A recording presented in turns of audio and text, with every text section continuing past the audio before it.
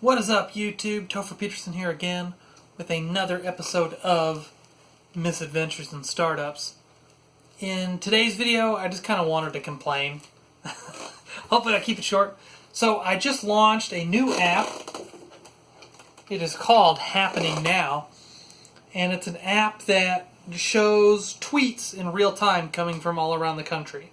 And the idea is, unlike when you log into Twitter, you get, I guess they call it an infinite scroll. And it depends on who you follow. And, they have some kind of algorithm. And I just kind of wanted to make something cool. And I was like, well, what would be neat is, what if I could just see what everybody's tweeting?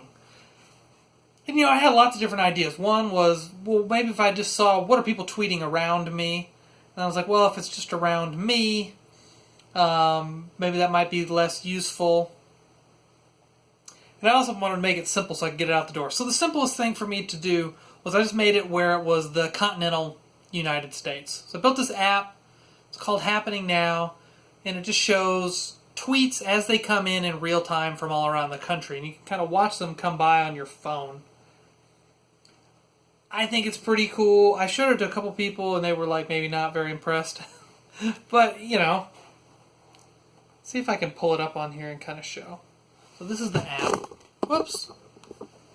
You log in and it just kind of starts showing. Oh, maybe it's too bright. Is it too bright? Well, maybe you can't see. You'll have to check it out. It's called Happening Now. And then this is the point of the video. It's only available on Google Play because the App Store rejected my app. And that's kind of the whole point of this video. And let's see what... I just kind of wanted to read. And I thought that this might be a good topic to talk about. Because I imagine there are other frustrated people on the internet that are probably Googling. You get this automated message from Apple and you're like, what does that mean? So let's see what they said here.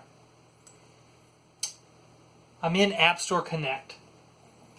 And so they said, this was... Wait, was this today?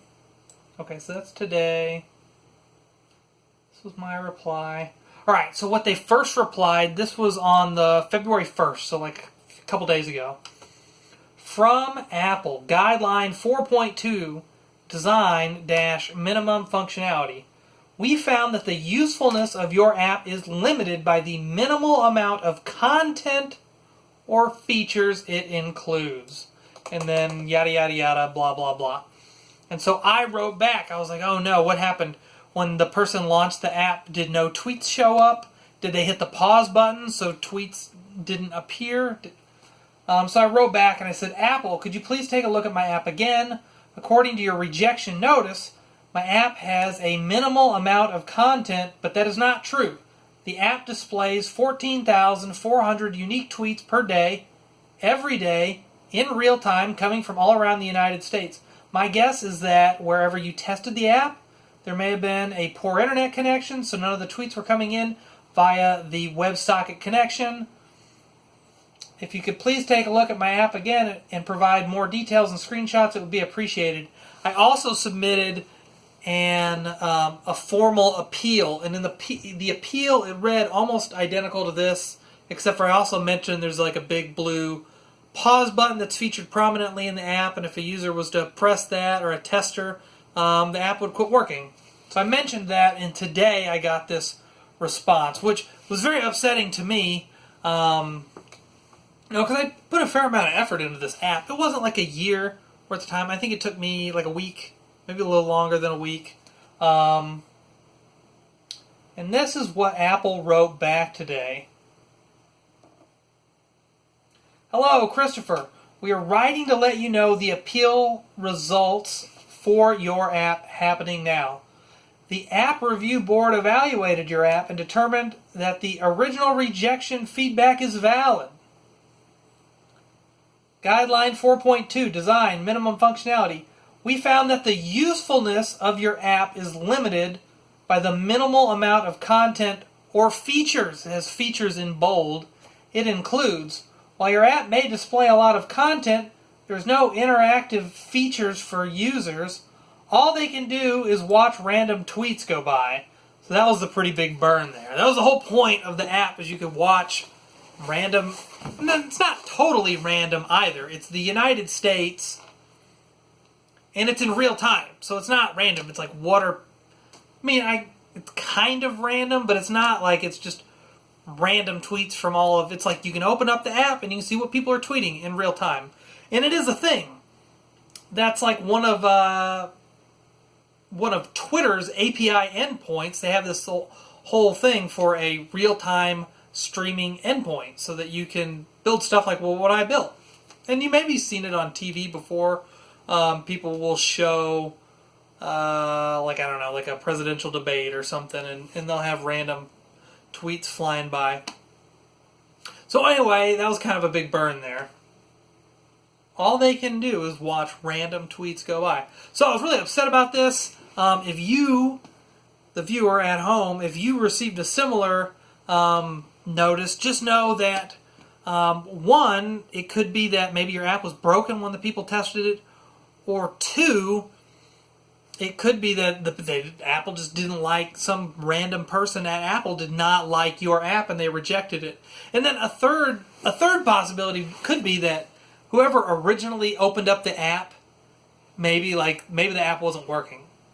Maybe the tweets really weren't coming in, so they rejected it. Then I filed this appeal, and then I guess, whoever it is whose job is to deal with these appeals, maybe they always deny the appeals.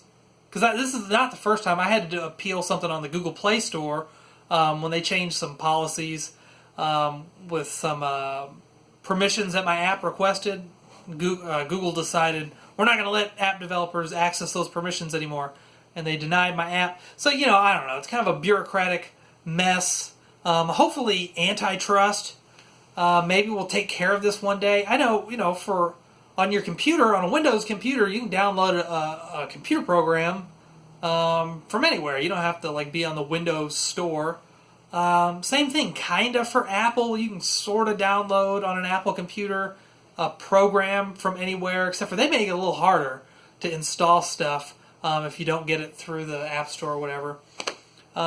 Anyway, that's a future I would like to see, where you don't have to deal with this kind of bureaucratic mess, where you've got some